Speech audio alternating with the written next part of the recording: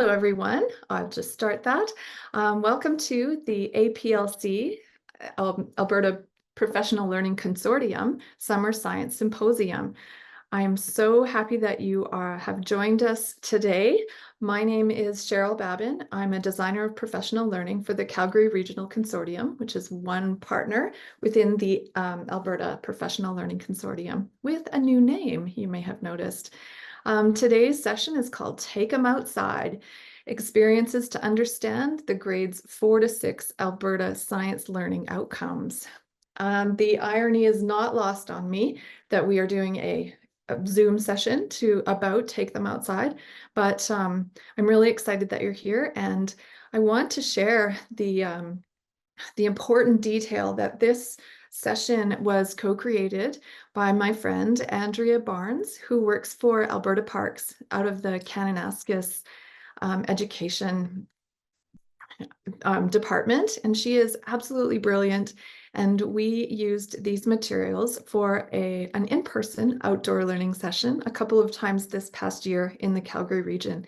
And so to be able to transfer this information into an online version for you allows us to share these materials hopefully all across Alberta. And I just want to really thank Andrea for her contributions and her insight into these amazing materials that I hope you will love. So thank you for being here. I would like to start today with a land acknowledgement. You'll notice these beautiful Alberta scenes as this flyover helps us to really ground our thinking and ground where we are in place and time at this moment. These images are taken from all over Alberta, and you can just take a moment and appreciate the vast diversity, the different ecosystems, all of the changes and wonderful aspects that we can see happening. And as educators, I think it's so important for us to be leaders in truth and reconciliation. And that really means being advocates in terms of all of the learning that we can do to better understand Indigenous ways of knowing and how the Indigenous people cared for and continue to care for the land long before settlers like myself joined the area here, now called Alberta. I'd like to take this opportunity to talk about, to just remember where we are all coming from. And this is the land I'm recording today from Calgary, which is the original land of the Blackfoot Confederacy. And I hope that we are being joined from people all across Alberta today so that these images and moments represent the people and the diverse cultures and land that are here. I would like to just acknowledge that within the Blackfoot Confederacy, there was, sorry, my apologies. The Blackfoot Confederacy is made of the Stoney Nakoda First Nations, the Tsuut'ina First Nations, the Kainai First Nations, and all of the Métis people out of Mitsitapi, Region 6 of their new local government. I would like to acknowledge all of the Indigenous and Inuit people that have roamed this earth before us and have taken care of this earth across the lands for us and teaching us their ways.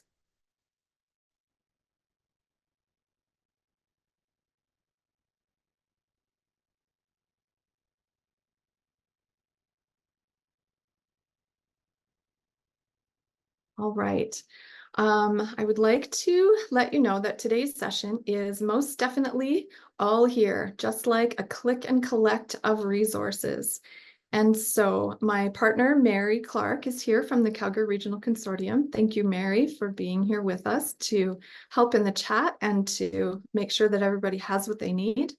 The first thing I want to acknowledge is that on the left-hand side, you'll see a bit.ly link to this presentation.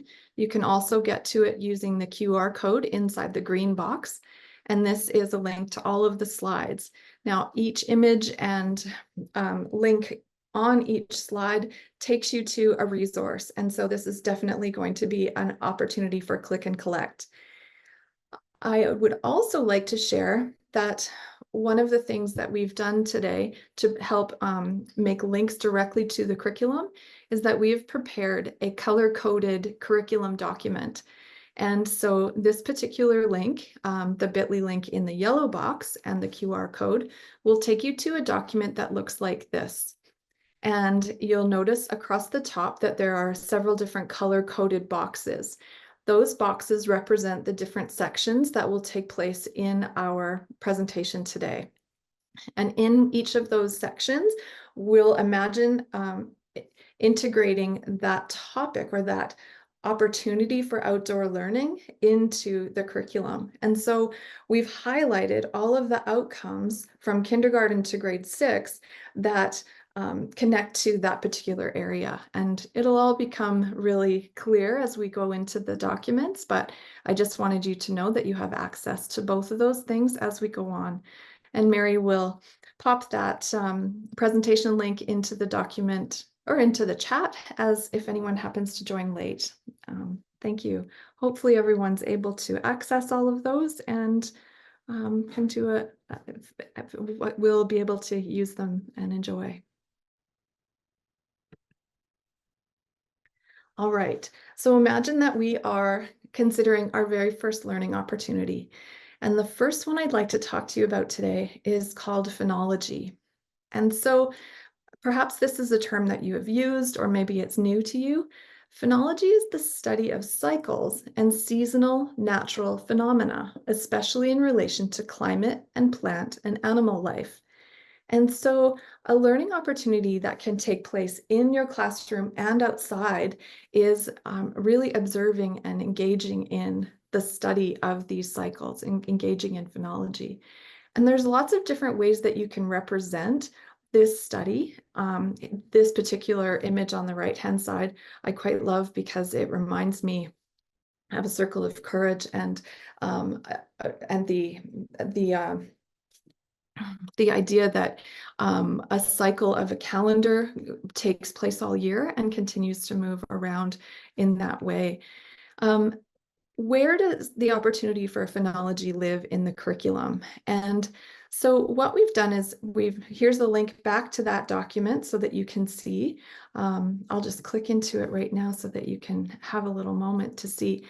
If you go into the phenology section of this curriculum document, anything that's highlighted in this sort of pink color, I can see your anonymous icons there, so that's good, everyone's getting in.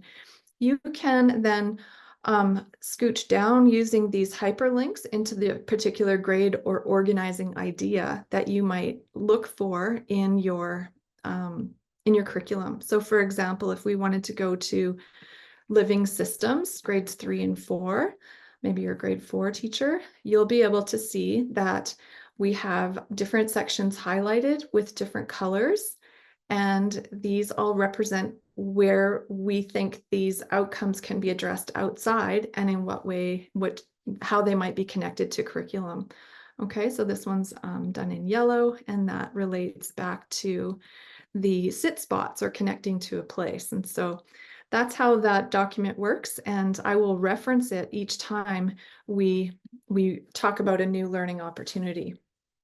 And so in a general sense, grade 4 is a wonderful opportunity to look at the concept of warmth and sunlight throughout the year, tracking those different temperatures and collecting that data, representing it with images and with words and numbers.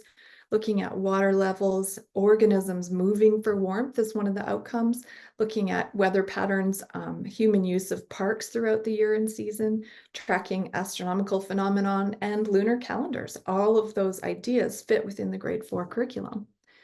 You can also see that grade 5 is really about the external structures of organisms. There's concepts around looking at flight patterns, natural resources. There's definitely aspects of climate patterns starting to be determined in that work. looking at precipitation and predictions, data interpretation. So all of these different types of data can be tracked over time underneath the umbrella of phenology. In Hey, grade Cheryl, 6, there's yes. a question in the chat just wondering if this concept can connect to Indigenous understandings. Absolutely. Thank you for that.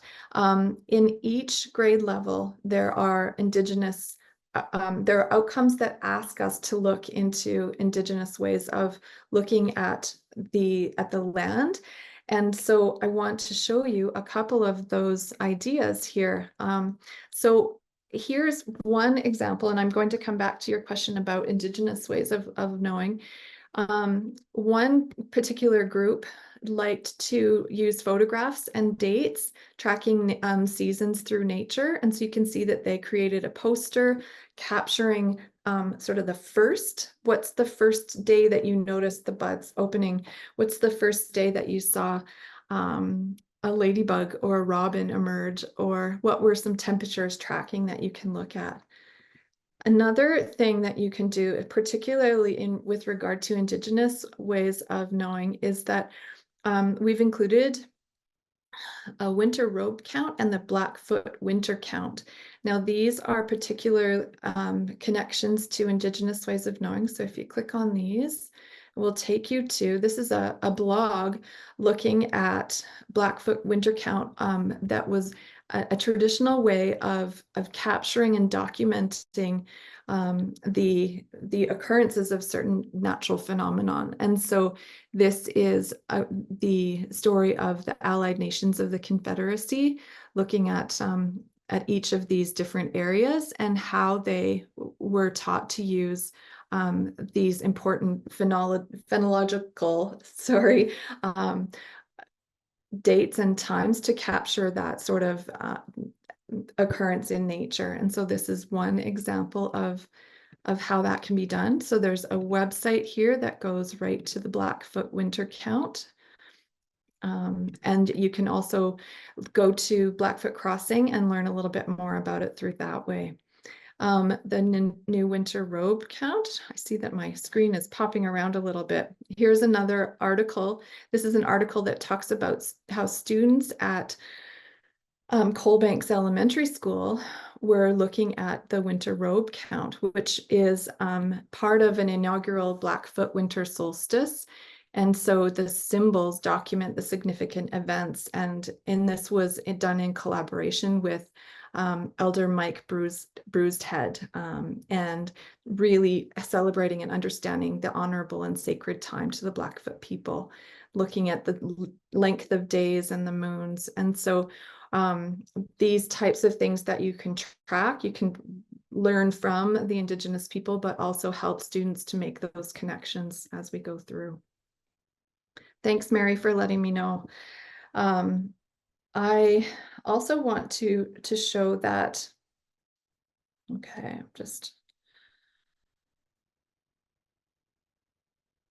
I want to let you know that there's a couple of other really interesting websites that you can use to help track and capture data and information. This website here,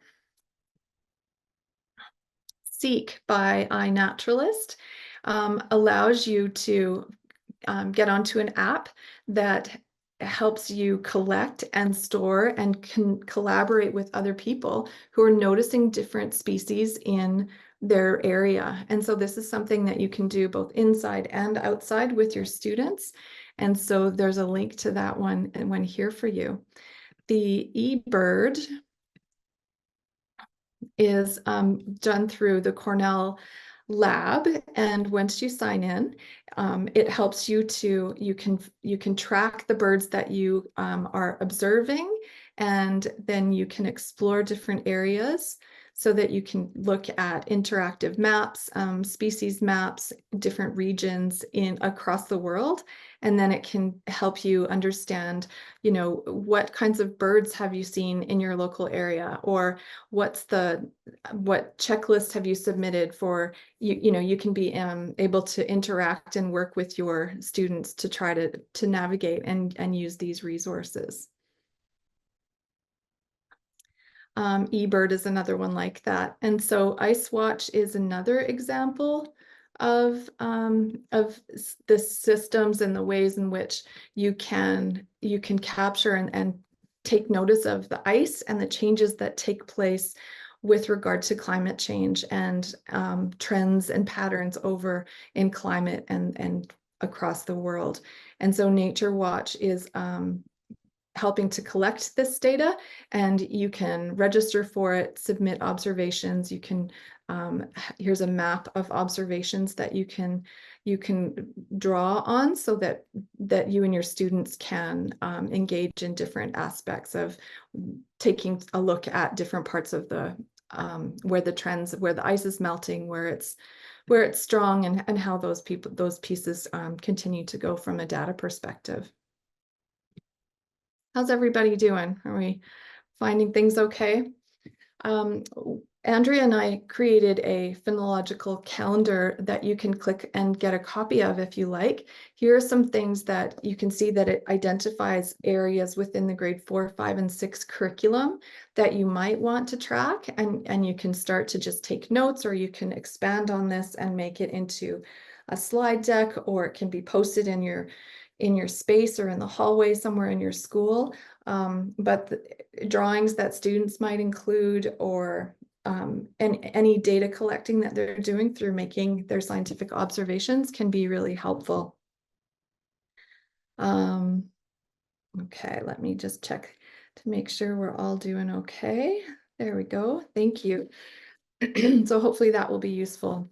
Here is a blank wheel of the year. I love the notion of using tracking calendars in a circle, which is definitely symbolic and representative of that cycle and the idea of systems falling in through that lens. And so there's a copy of this document for you as well.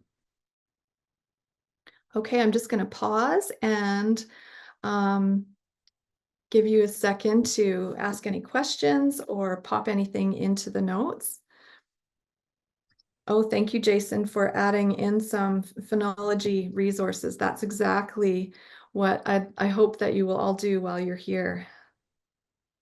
Love the sharing.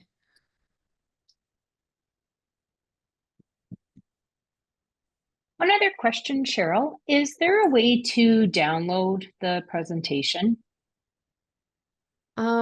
I think that if you, it's a view-only version of Canva that is done in Canva, and so you should be able to download it, although the video components of it won't be live in a PDF or in a PDF version, but the links then would still follow through. So yes, you should be able to do that.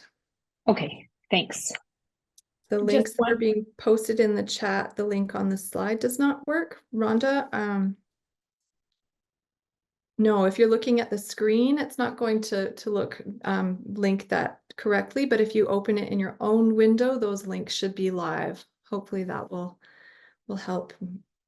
Sometimes I get confused and I'm looking at something like that. Katie, go ahead. Thank you.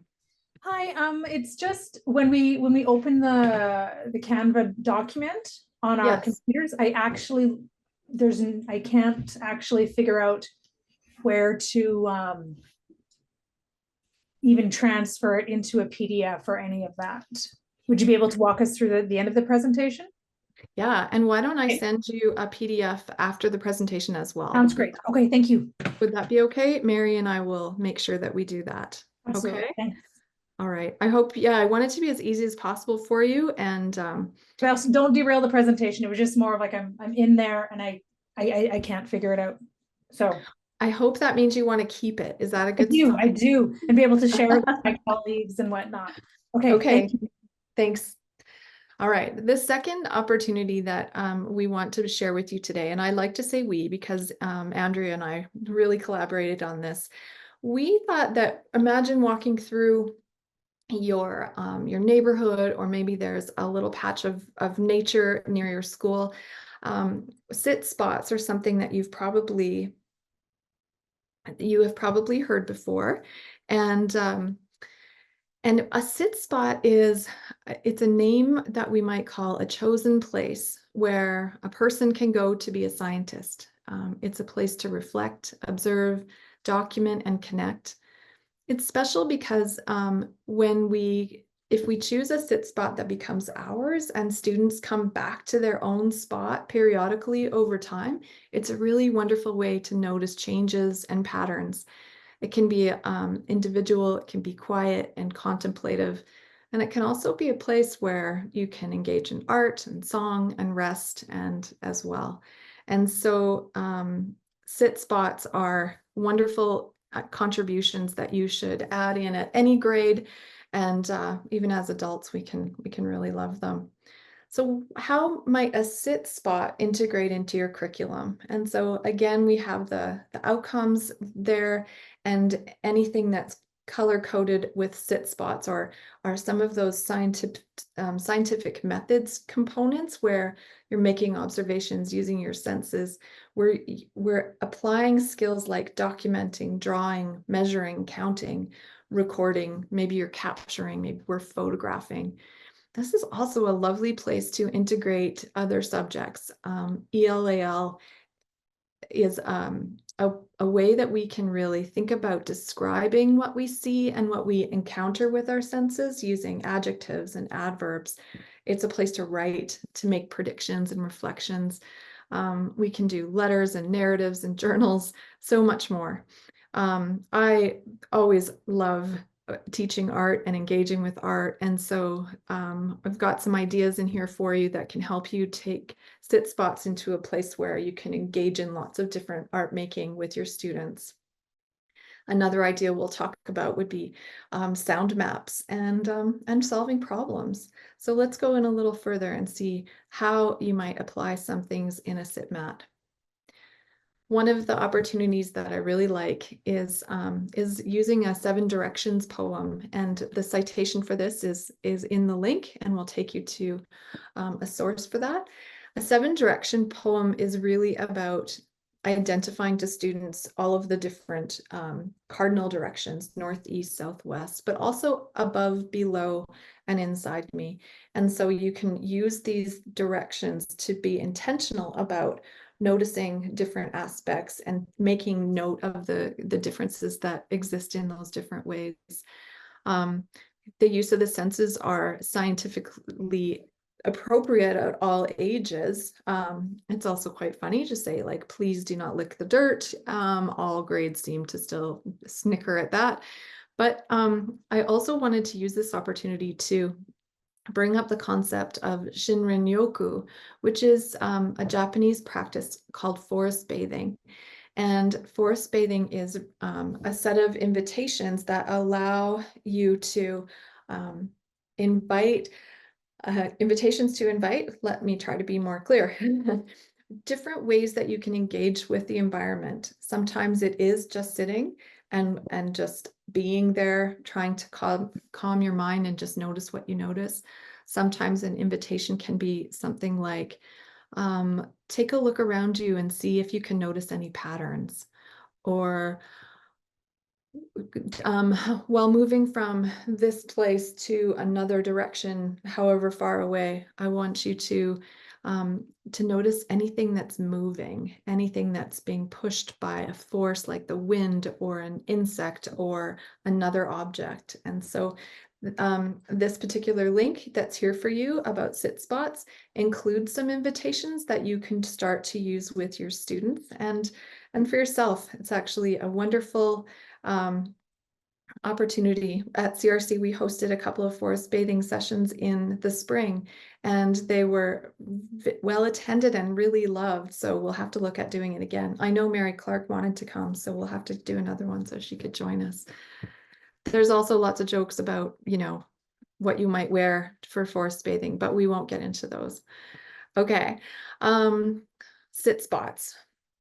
I have long since, in my almost 29 years of teaching, I've always been a fan of journaling, and not just like what did you do on the weekend kinds of journals, but really using journals to engage in all of the experiences that we talked about in a sit spot. One of my favorite resources, I have 3 favorite journal nature journaling and drawing resources. The Laws Guide, so John Muir Laws to Nature Drawing and Journaling, is a wonderful resource that gives you step-by-step instructions for our own practice so that we can engage and continue to learn. You don't have to be an artist to do this, but it just helps us to build confidence in trying it out. How to teach nature journaling is even better for teachers because it walks us through different suggestions. And I'm going to play a little clip from John Muir Laws in just a moment. If you're still gathering resources and books, I'd also like to recommend Claire Walker Leslie's books called Keeping a Nature Journal. These have been foundational in my work as a teacher over the years and in any sort of experiential opportunity. And so I'm just going to play a few minutes of this YouTube for you so that you can hear from an expert himself around the power of nature journaling and how you might introduce this to your students.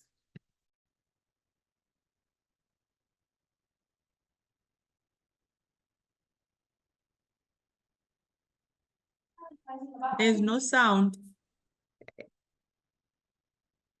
It's coming.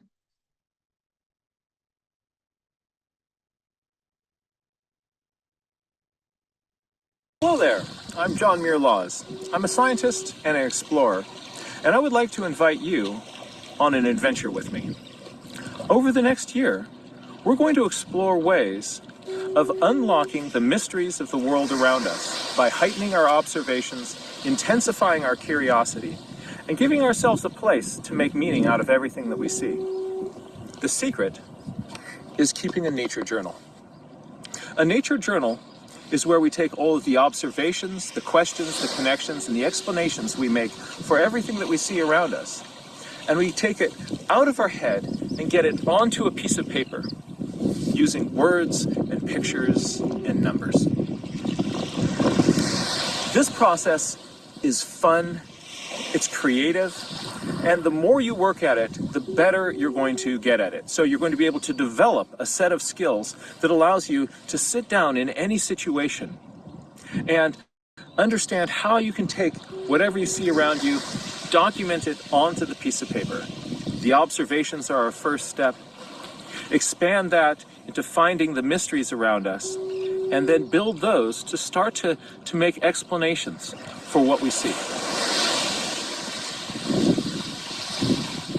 When we play in our journal, we're going to be using 3 different languages to document and describe all the different sorts of phenomena that we find. So these 3 languages are words, pictures, and numbers. Let's take a look at them one at a time. When we use words in our journal, this allows us to be very, very specific and to dial in on a detail that we know we want to record. Words are also excellent ways of describing our questions and explanations that we have. Sometimes that's hard to show in a picture. And that leads us to strategy number 2, the pictures. When we're putting pictures and drawings into our journals, the way our brain works is fundamentally different than the way it works when we're just using when we're just writing with words. So it's not that one is better than the other. They take up different parts of our brain. So if we're intentionally using words and then other times intentionally putting in pictures, we have more of our brain to play with whatever it is that we're looking at. Now, the pictures don't have to be pretty pictures. Sometimes they are, sometimes they're not. The most important thing for us as scientists is that they're useful. So when you see something, if you can describe part of that using a visual strategy, right, this is successful. So this can look like a map. This could be a very simplified diagram. It could be a portrait of something. The pictures can also be zoomed in. The pictures can show an object from different angles. So there's going to be a lot of different ways to play with these ideas of pictures. And over the course of our training together, we're going to be dialing in and becoming experts at using all of those strategies for our pictures. And so too with looking at the numbers. If we start counting, measuring, timing, and finding numbers in the phenomenon that we observe. This trains us to be really specific in a different kind of way. We're going to train ourselves when we can't be specific and say there's 45. How to estimate, and how to estimate things with accuracy and precision. This system of words, pictures, and numbers, getting everything that comes out of your head and down into your journal, is the secret that opens the door to being an observer, an adventurer, someone who can walk into any environment and make discoveries. The process is creative, the process is fun, and you're going to get better and better and better at it the more that you practice.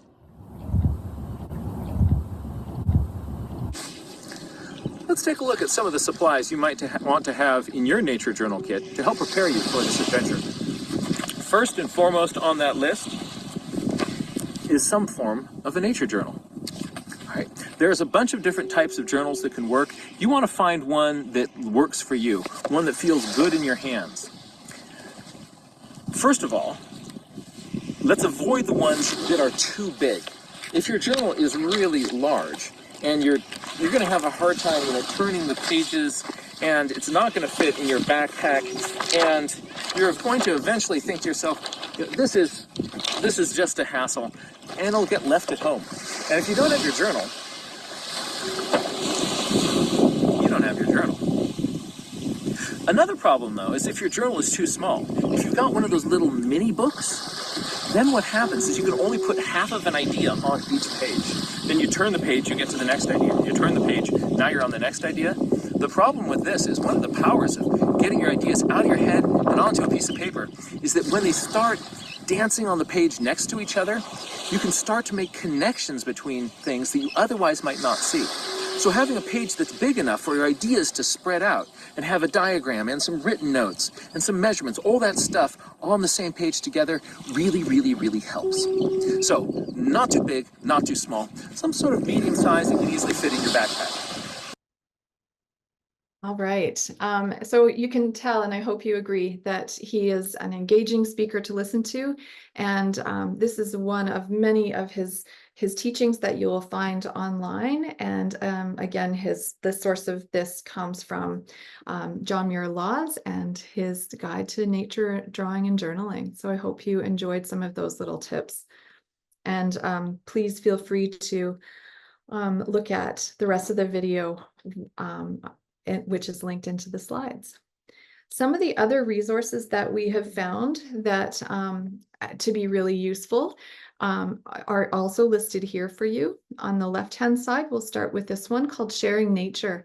And when you click on it, it will take you to the Sharing Nature website where you can purchase the book or actually get into the website where you'll find two of these particular activities. One of them is called Creating a Sound Map, and there's a link to the full description of the experience. But basically, you go into your sit spot and you place an X on the center of the page where you are sitting. And then you use pictures and words and numbers, if you want to think about where you are in relation to the sounds and try to represent that on your map. So for example, this particular one, this sound was the ruffle of trees. And there's an example of how that can look right in this link here, and encourages you to go through. There's the description of that activity right there for you and in the video. There's also an activity called Camouflage Trail, which is a little bit more movement than just sitting in your spot, but it certainly is a great way to get students out starting and really looking carefully for different objects and using their observation skills in a highly tuned way. Also creating that comfort and that familiarity that can really help set students up for success in grades 4, 5, and 6. On the far right-hand side, you'll see a picture book called Me and My Sit Spot. There's actually two versions, and this version is targeting older students, but there is an early learner version as well. If you have some colleagues or perhaps you teach the younger students and in your school as well. So there are some more opportunities here for you to engage in sit spots. All right. Thank you again for popping in any comments in the chat or experiences that you have had with sit spots that you would like to share with our group. We will now go into learning opportunity 3. So on your curriculum document, you'll notice that water walks and weather wonders, anything that is connected to water is highlighted the same color in the curriculum, which I believe is blue. So when we think about water walks and weather wonders, water walks take us outdoors in search of water, puddles, ponds, streams, dew. We notice where it collects, where it drips and drops and spills. We want to be able to touch it, to measure it, to notice if it ripples or splashes or moves. We know that water offers life and energy to living things in ecosystems, and the outcomes in grades 4, 5, and 6 really are intending to try to get us to help students understand this deeply. Water can be devastating and damaging, but can also be adventurous and really appealing. So how can it be all of these things simultaneously? And it can also be spiritual and capable of offering peace and comfort and safety. Water is also a human right, a commodity, a demand, and sadly, it's a privilege. And so when we think about all of the ways that water are essential to life on Earth and how that can be taken up with your students, we have only a few, and I know that you'll have so many more ways, but we tried to identify some ways that this lives in curriculum and how you might undertake this with your students. I've identified some overarching topics that are that you'll notice in your curriculum. And again, you can link right into that document and see them specifically there for you, which I hope is helpful. Grade 4, it's really about caring for water and water sources, thinking about waste, and also Indigenous people and how they honor water as sacred. The cleanliness of water, using it as a resource, local systems and bodies of water. And a particular note that's a change from in the new curriculum is the spheres of the earth. And so looking at all of the different spheres and how water plays a role in its multiple forms in those spheres. Grade 5, you start to really look at liquids, solids, and gases and the particles in matter, energy sources, also the effective forces on living things in water, buoyancy, gravity, water displacement. So these are kind of grade 5 topics. Grade 6, you start to look at freezing and changing water, the impact that these have on aquatic life, and how these changes in sustaining life through the seasons. We threw in potholes there because we live in Calgary and the freeze-thaw seasons are significant. And so we thought that might be a great way to actually tackle the something in your local community that is representative of the science that goes around us. So looking at water distribution and of course, water as an energy resource. So how might this look? Edmonton too. Thank you, Helen. Potholes forever, right? So a couple of wonderful resources. And again, I know there are so many. So if you have a favorite one, please drop it in the chat to share amongst our group, because if you're like me, you're always learning and wanting to uncover new ideas. One of the books that Andrea introduced to me is called The Story of Snow, and it's the science of winter's wonder. And it's a wonderful resource for understanding how snowflakes are formed and how the crystals gather and spread and are shared. And it's a beautiful scientific nonfiction book that really talks about the story of snows that I know you will enjoy.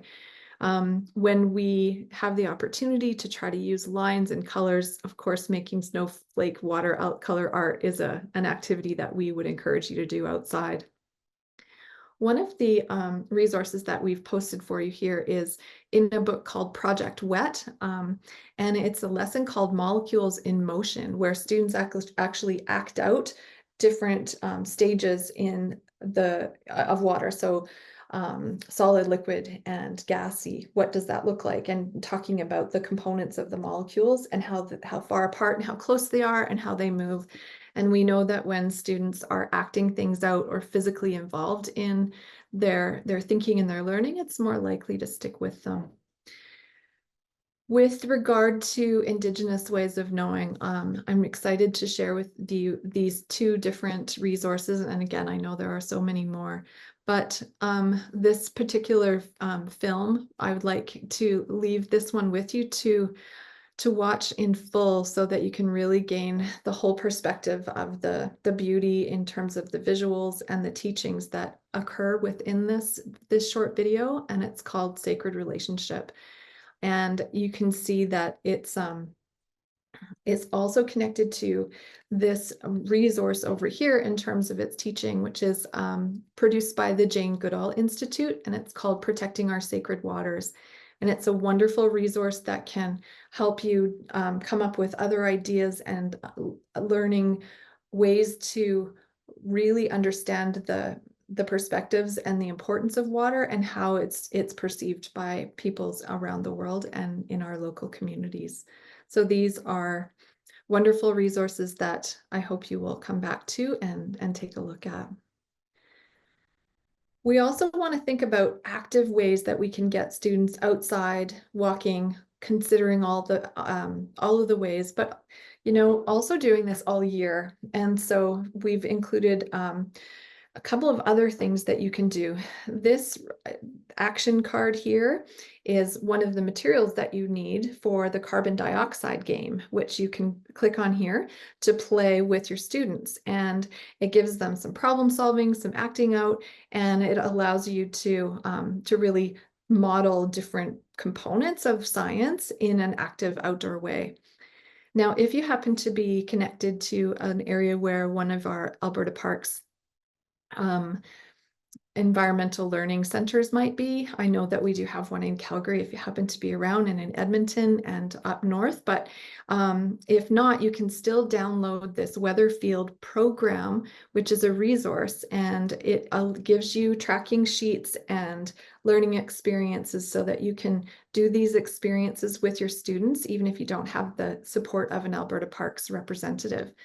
Some of the tools that you might want to gather are listed in the resource. And so Cloud Catcher is a little card that helps you to capture snowflakes and see and water droplets, and so that you can use all of these different tools during the experiences. And it tells you, what you might need to collect in your science kits and how to use them. And so this is it's an older resource, but it still is completely appropriate for the grade 5 and 6 curriculum. We've also included We Are Water Protectors. I linked this to a telling of this picture book, a YouTube version, so that you can see the whole book and decide if you might like to add it to your classroom library or ask your librarian to, or I know we don't always have librarians, but ask if you can get it into your school library.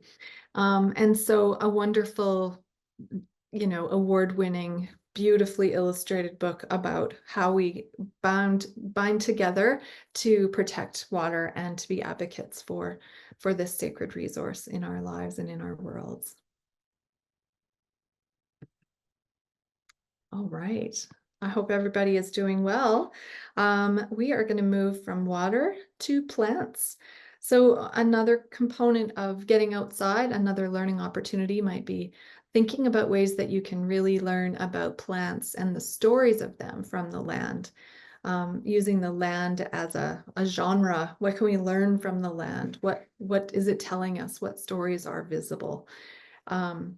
So plants tell us stories throughout the seasons, letting us know of changes in climate, landforms, interactions with insects and animals.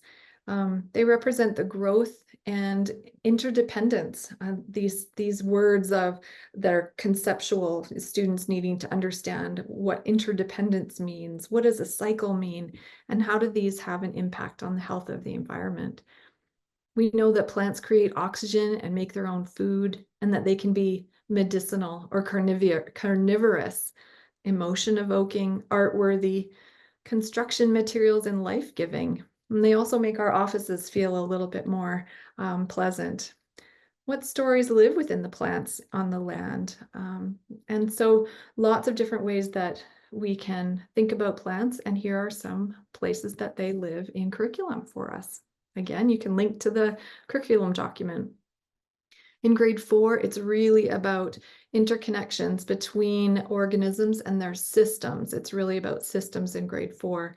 Behaviors of plants and plant resources, the conservation and the use of natural resources in terms of agriculture and cultivated areas, organisms and microorganisms, locally found plants, care for plants, and the sensory structures in plants. In grade 5, you're looking at the plants in various geographical areas, looking at farming practices and conservation, as well as the plant structures and functions like the zoem and the phloem in those plants. In grade 6, you start to get into more of a look at climate change and how plants can actually be a method for taking action. Planting and harvesting, the impacts of that, the biotic and abiotic components of the earth, preservation of ecosystems, all of these different aspects that live within those concepts of grade 6. And so here's a few ways that you can do that. Plant Watch is similar to the Ice Watch website that I shared with you earlier in the phenology component, but the idea that you can track and capture local and plants in your area and see where they thrive and what kinds of numbers and details about them, helping to identify them, all of those types of things. In the center, you'll see Plant Watch teacher guides and activities. And so oh, sorry, that's connected to this Plant Watch here. And there are really useful outdoor experiences that you can share through the Plant Watch information.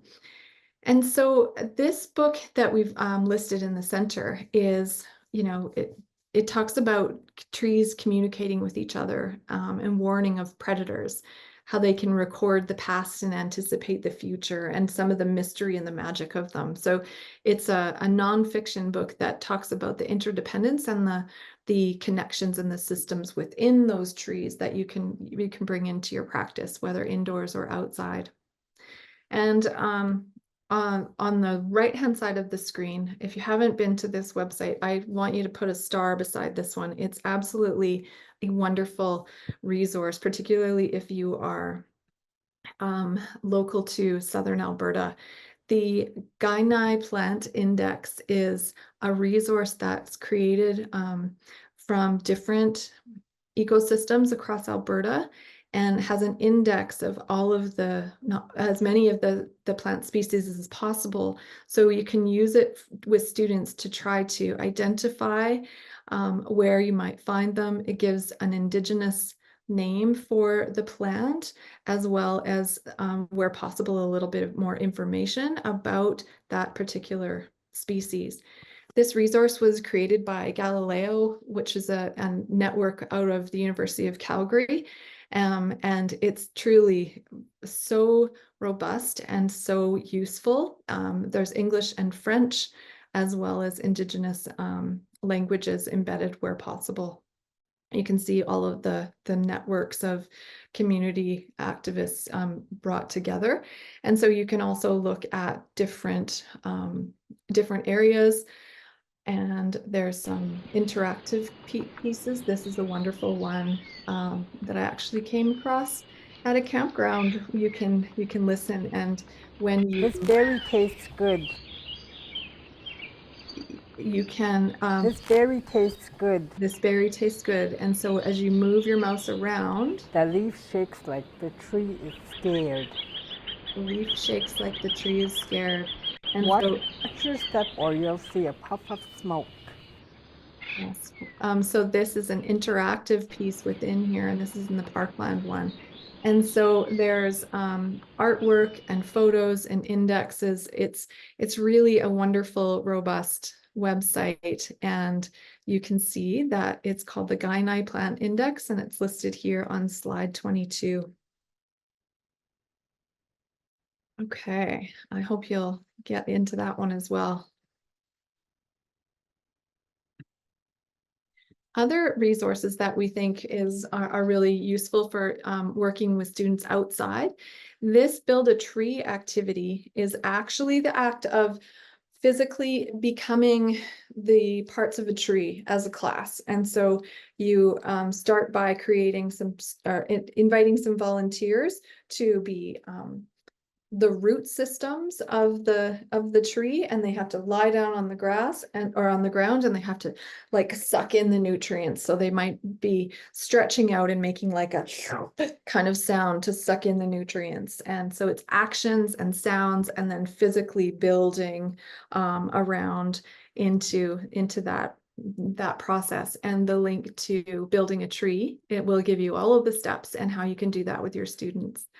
Now, this link here brings you to another Alberta Parks resource that allows you to do a comparative study where you can look at ecosystem components and measure them using, does one small area represent a larger area, and having students understand how data sample sets can be representative and how they can move around and be used in those parts. And so that's another way that you can engage and pull students into the real science of understanding plants. On the right-hand side, we have an Alberta Parks winter scavenger hunt, looking for plants in all seasons and noticing the changes, signs of insects in winter homes. Maybe you'll also notice like animal tracks within in and around the plants, but it's definitely different aspects that you can use all season to get your students outside engaged in the content. Okay. And you'll notice that in the curriculum document, the plant and animal sections are both color-coded the same. And that is because so many of the outcomes are written as plants and animals in one outcome. I'm wondering if anyone noticed that yet. But so although we've provided some plant-specific learning experiences, and now we're moving into some animal-specific ones, you'll find that the curriculum overlaps in that area, and so they're all color-coded the same. So when we think about animals, well, this is almost the favorite part for many students, isn't it? Animals are part of the interconnected web of life, integral to the ecosystems across the earth. Captivating and fascinating, humorous and mysterious, the study of animals helps us understand how the world works. Animals are part of relationships with each other, plants and humans, competing, coexisting, caring and complex. Animals and human interactions reveal stories of past, present, and future. I love that image of the fox just staring at us. Don't you want to just keep that one? He was pretty beautiful. So where do animal studies, similar to the icons or the outcomes that we saw with plants, it's really about external structures of animals and the sensory structures of animals in grade 4, moving into, the idea of farming, hunting, trapping, conservation of animals over time in grade 5. We also look at flight, so aspects of flight in animals and the internal structures of them. Grade 6, you get more into the ecosystems, again, the biotic and abiotic components, relationships, migration patterns, and the role of climate change on those ecosystems with regard to other animals. Okay, so here are some fun activities. The Web of Life activity is likely one you've heard of before. It's sort of just a really solid memory evoking experience that physically uses strings to represent the connections that animals and plants have to air, water, land, and each other. And so that's a well-used, well-loved, well-practiced activity that I think you will really engage your students. Could you give me a thumbs up or something in the chat if you have ever heard of Oh Dear?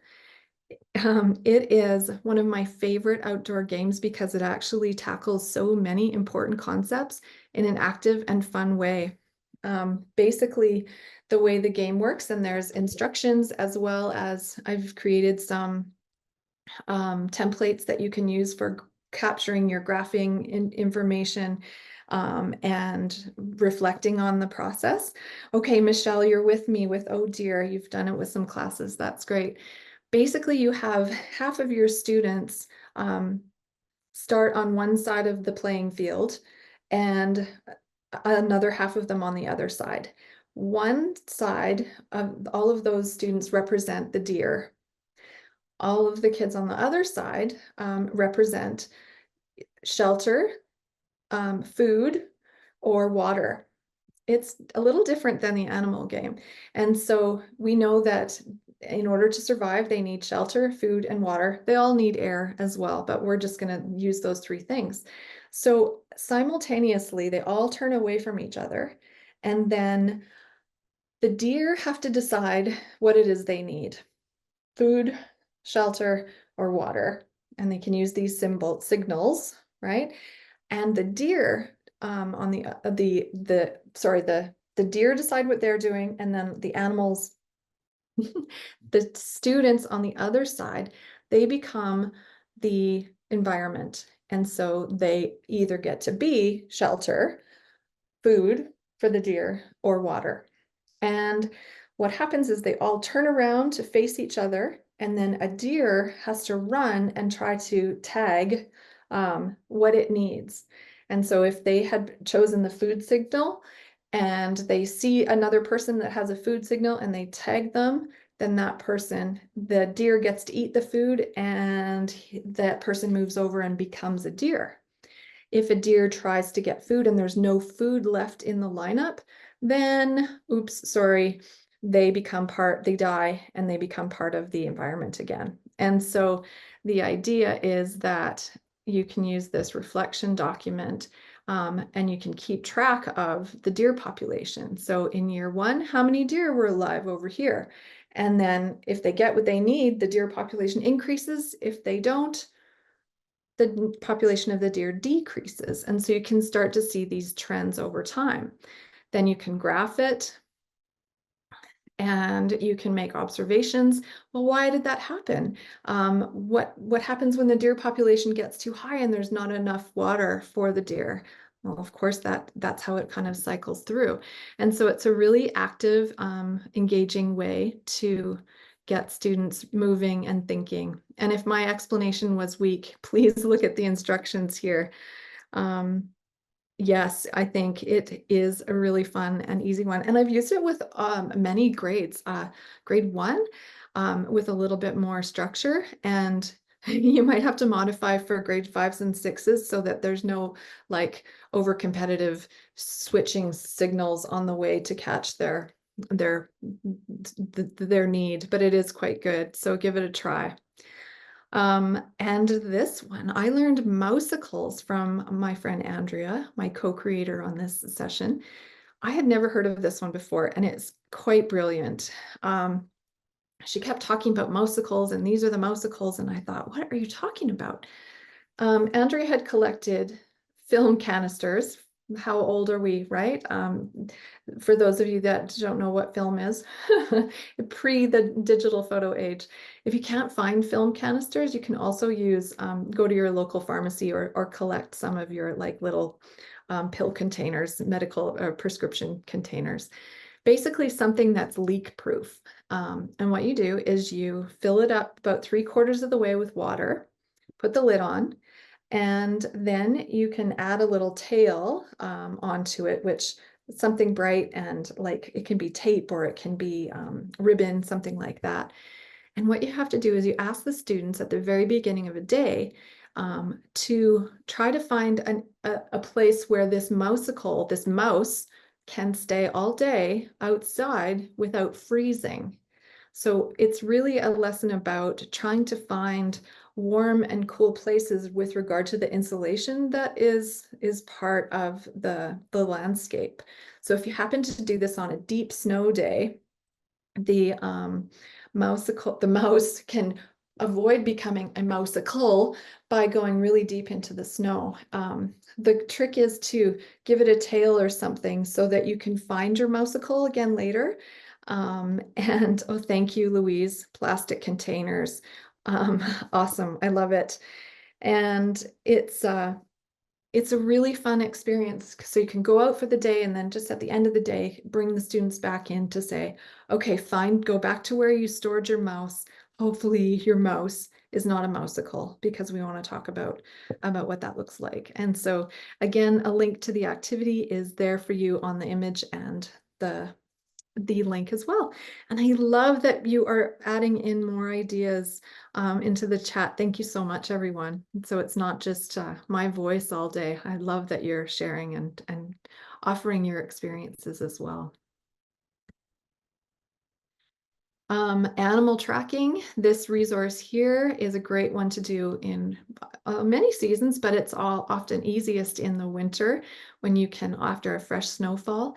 This is a guide that can help identify, and also you can take a look at the ways in which the footprints are lined up to think about what kind of movement an animal would be taking. So some animals they alternate legs, 2 or 4 legs. Sometimes they hop, right? You can see which ones are hoppers. You can see which the speed that they may be engaging in based on how far apart the footprints are. So there's a lot of science, observation and inferences that can happen within those games. There's other games here for you, the migration mishap game and animals in flight. This particular book leads you to animal activities that you can also take place outside, and they're really engaging and easy to implement, and all of the instructions are there for you as well. Journey North is another sort of tracking wonderful database of information that helps you to look at sightings, maps, projects, information about animals that migrate. And so monarch butterflies, the American robins, the hummingbirds, any of these animals that that make changes based on the seasons and their migration patterns. And so this is a wonderful way to track what's happening inside, connect it to your phenology tracking calendars, and get students outside making those observations. So thank you, Mary, for keeping everybody abreast of the opportunities in this slide deck. So I hope everyone's still with me. Learning opportunity number 6. Now this one, stewardship and reciprocity.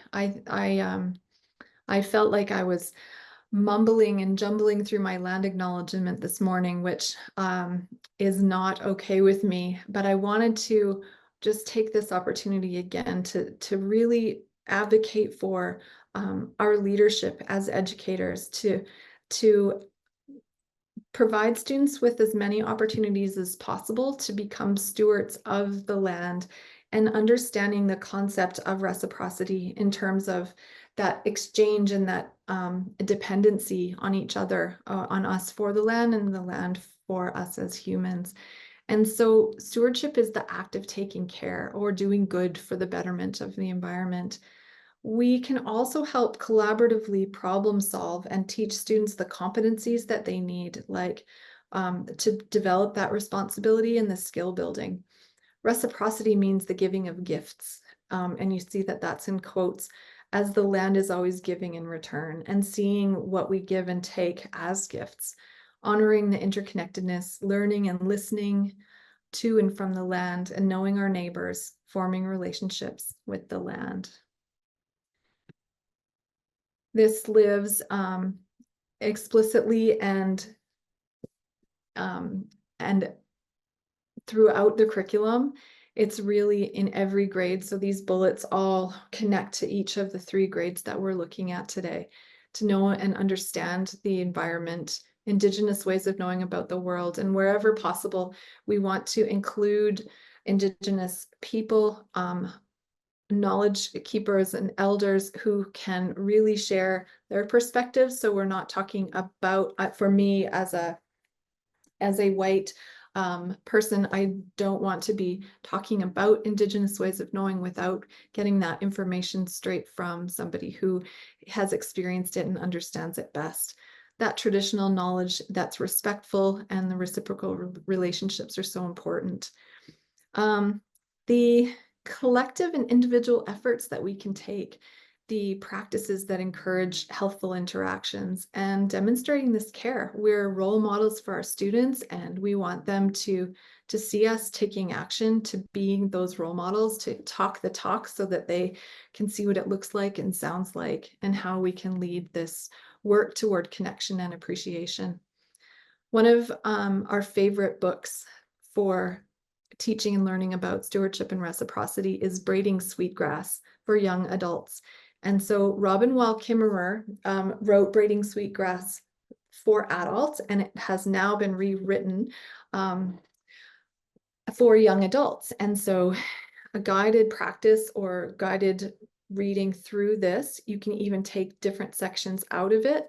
The illustration on the top left corner is one of the stories is called Honorable Harvest, and it's all about taking what's given and using it well. And so you can use these stories without using the entire book in one in a unit study or something like that. You can also pull from the stories throughout the year to integrate these quotes or this teaching into the lessons that you're doing. I also really like to use address labels. Sometimes I will print quotes out on the sticky labels and then pop them into the students' journals so that they can keep them and use them as a memory or a prompt or just an opportunity to draw around or web around some of those quotes and pieces that can help to integrate that into their learning. One activity that you can do to show giving gratitude, and we did it at the end of one of our in-person workshops recently, is called Giving Gratitude. And so if everybody holds their thumbs out and puts a thumb into a circle, then I use my fingers to hold the thumb of the person next to me, and they use their fingers to hold my thumb. And we all make a circle together and take a moment to go around the circle and share what we are grateful for. And it's a wonderful, touching, connecting way to bring everyone together and to show what kinds of things were made meaning for the students and how they might have been able to share and learn through that process.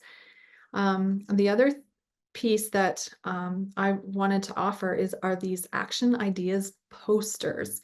And so when taking action or being a steward of something, I love this frame because an action is a verb. And so sometimes students think that, oh, if we need to stand up for something, we need to do a bake sale. We need to raise money for the environment or the whales or the grizzly bears or whatever it is. And sometimes students lose track of what the purpose of that intention really is.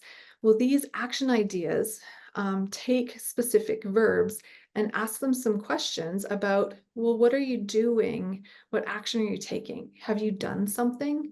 Have you given? Have you helped? Did you turn something off? Did you pick it up? Have you thought differently? Have you changed your mind? Have you learned something new that caused you to shift your thinking? Have you asked a new question that takes you deeper into your understanding? Have you inquired about something that's important to you? What about feelings? If you're empathizing or feeling inspired, or sometimes we are going to worry about things. And so we are also looking at resources that can help us understand climate change without, in a hopeful way. So acknowledging that worry that might exist and the anxiety that can come from the dire discussions about climate change, but also providing some hope to our young students so that they can work well together and still learn deeply about it and feel positive about what can happen. having something, do you have more knowledge, more respect, more determination? And what about saying, could we be an advocate? Excuse me. Could we explain or inform? I have a very fond memory of asking grade 4 students at one point if they had done anything to save the Ballymina. And they looked at me and said, "What's a Ballymina? I don't even know." And I said, "Well, did you do anything to save it? Like, it's highly endangered. They're nearly becoming extinct. How can we, we have to do something about this." And they're saying, wait, I didn't even know there was a bird called a Ballymina. And so we did a little bit of learning about it, and I asked them to please tell somebody today about this bird. Tell them about the Ballymina. You share your understanding, inform somebody. And then the next day I told my parents, my bus driver, my neighbor, we all talked about the Ballymina, and they knew a little bit more. And so by sharing our learning, we can create some change. What about have you been a little bit different, more patient, more respectful? And so these action ideas posters, I think, are kind of golden. I hope you'll like them too. That's a PDF for you. You're welcome to print it and keep it and make it better. And I hope that you will enjoy that. Thank you. I'm seeing some lovely comments in the chat. I'm just going to take a moment to take a peek at them. Oh, I'm glad you like the posters. The holding thumbs, it is a great end of the day activity. And it's very inclusive of everyone. It's something you can do with, your mitts on too, if it's freezing. The braiding sweetgrass resources are becoming more prevalent because it is truly such a wonderful resource. And so that's really great. And the Three Sisters Garden. Oh yes, thank you, Carolina. I love it. Well, friends, we are getting to the end of this long-winded description of all these things you can do. I hope that this was a reasonable substitute for getting outside, walking together, and playing all these games and doing these things. But I would just like to ask if there are any wonderings or wishes that you would like to share with me or with our group at this moment. So anything you would like, what questions you have, or any ideas that you'd like to share? There was one question in the chat from Pat. They say, can you give an example of how you integrate the action ideas during a lesson or in a sharing circle? I think, thank you, Mary, and Pat, for your good question. One of the things that I think we often do is we ask students to reflect on their learning. And sometimes we're looking for those reflections, like we're thinking, okay, what did you think about, maybe you just, sometimes in a notebook, we ask students to write down the things that they learned, right? And then we might have a journal reflection where we're asking them to, what do you feel about this? And so sometimes what we want to do is we want to say, okay, now what? What are you going to do with this learning that you've just experienced? And these action posters can help to give something that they're going to do. Like they might say, I noticed that I feel a little differently. I feel more empathetic toward such and such, or I am going to take action and I am going to share my learning with somebody else. I noticed that I think a little bit differently, so I'm going to, I noticed that I grew today, and that's an action. Growing is changing in that way. And so I hope that these can be integrated in different ways. And if you want to chat about it, email me and we can have some more conversations.